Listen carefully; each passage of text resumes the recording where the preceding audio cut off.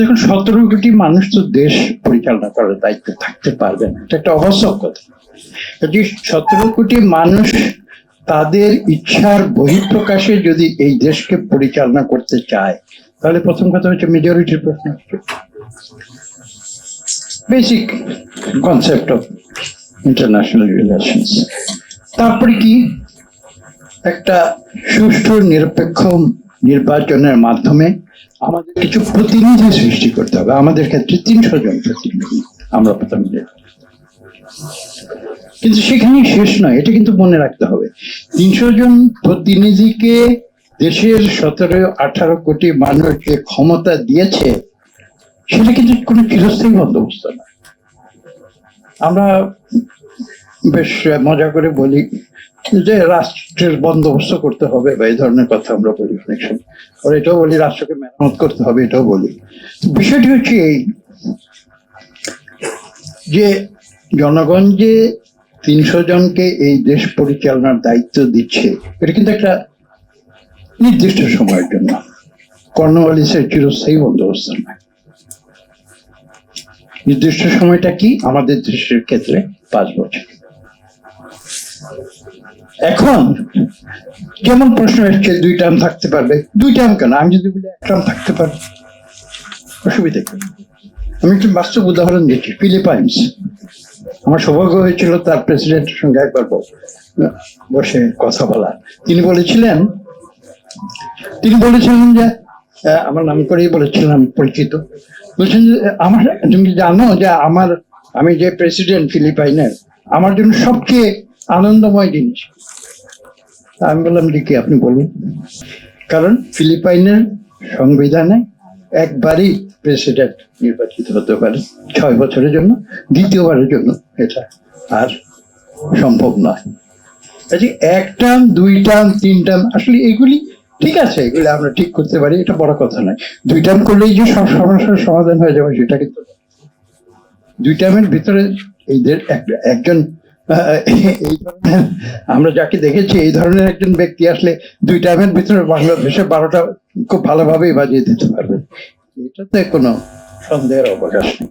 কাজেই আমি যে কথাটি বলবো সেটা হচ্ছে যে আমাদের রাজনীতিকদের উপরে যে সমালোচনা এসেছে, কেন আজকে রাজনীতিকদের কথার উপরে সাধারণ মানুষের, আমজনতার কেন আস্থা নেই, আমার মনে হয় রাজনীতিকদের সেই হার্ট সার্চিংটা করতে আমাদের এই প্রশ্নটা আত্মজিজ্ঞাসা বাংলাদেশের রাজনীতিকদের নিজেদেরকে করতে হবে যে কেন বাংলাদেশের মানুষ, বিশেষ করে তরুণ সমাজ, নতুন প্রজন্ম, কেন রাজনীতিকদের কথায় তাদের আস্থা নেই। আমি একটা ছোট্ট কথা বলি, কিছুক্ষণ আগে বলেছেন সাকিব সাহেব না মান্নান সাহেব বলেছেন যে আমরা 2 বছর পরিশ্রম করে এটি 31 দফা দিয়েছিলাম। আমি খোলাখুলি কথা বলছি, ফ্র্যাঙ্কলি বলছি, আত্মসমালোচনা করার জন্য, তাই না সাকিব সাহেব? এর পিছনে যে কত মিটিং গেছে, কত আলোচনা, কাউন্টার আলোচনা গেছে, এটা আপনারা হয়তো জানেন। তারপরে যাই হোক, মোটামুটি আমরা সম্মত হয়ে 31 দফা দিয়েছি। এটা 31 দফা ঘোষণা করেছি, তাও প্রায় 2 বছর আগের কথা। প্রক্রিয়াটি শুরু হয়েছিল আরো 2 বছর আগে, এবং আপনারা দেখবেন যে এটা একটি চমৎকার, ইউনিক, একটা আইডিয়াল একটা ডকুমেন্ট। এটা হলে মনে হয় যে বাংলাদেশ বেহেস্ট। প্রশ্নটি হচ্ছে অন্য জায়গায়।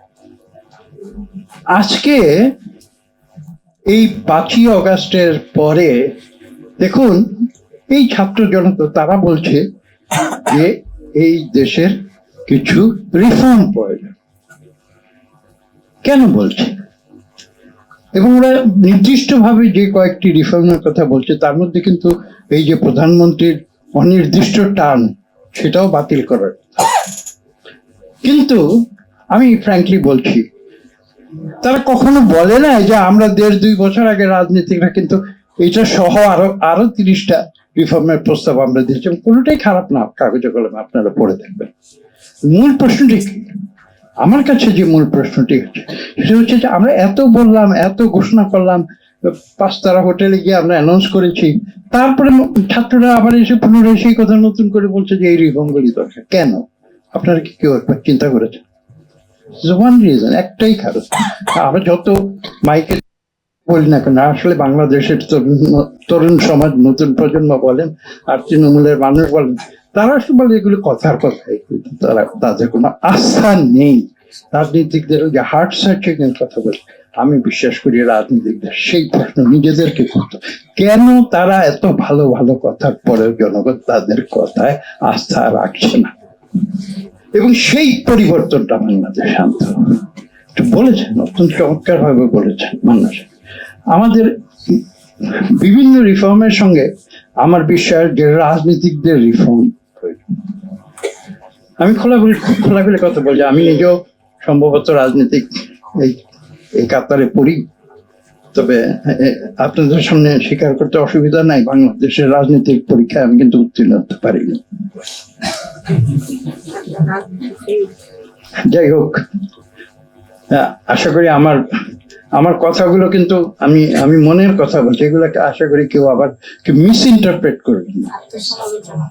আমি একেবারে অন্তর থেকে বলছি, আমি বিশ্বাস করছি যে এই প্রয়োজন বাংলাদেশের রাজনীতিকদের প্রয়োজন রয়েছে। আজকে থেকে প্রায় 20 বছর 20 আগে যখন প্রথম 21শে টেলিভিশনে একটি ডিবেটের প্রচলন করেছিলেন আলী যাকের, প্রথম, আজকে যে টক শো দেখেন, প্রথম কিন্তু মোটামুটি বাংলাদেশে তখন থেকে শুরু হয়েছে। তিনি একজন অগ্রপথিক ছিলেন। তিনি আমাকে দীর্ঘ 1 ঘন্টা একটা ইন্টারভিউ নেবার পরে শেষ প্রশ্ন আমাকে করেছিলেন, তাহলে কি এটা বলবো যে রাজনীতিতে কোনো শেষ কথা নেই? আমি তাকে উত্তর দিয়েছিলাম, আলী যাকেরকে, যে আমার বিশ্বাস রাজনীতিতে শেষ কথা থাকতে হবে। আমি আজকে একটা বলবো, কালকে একটা বলবো, পরশু একটা বলবো, যখন যেটা আমার সুবিধা হয় সেটা বলবো। এই রাজনীতিতে শেষ কথা নেই। এটা দিয়ে কিন্তু আজকের নতুন প্রজন্মের কাছে আমরা পার পাবো। আমি নিজের বিশ্বাস থেকে এই কথাগুলো বলছি। আজকে যেমন সহজ কথা বলি, সংগঠন,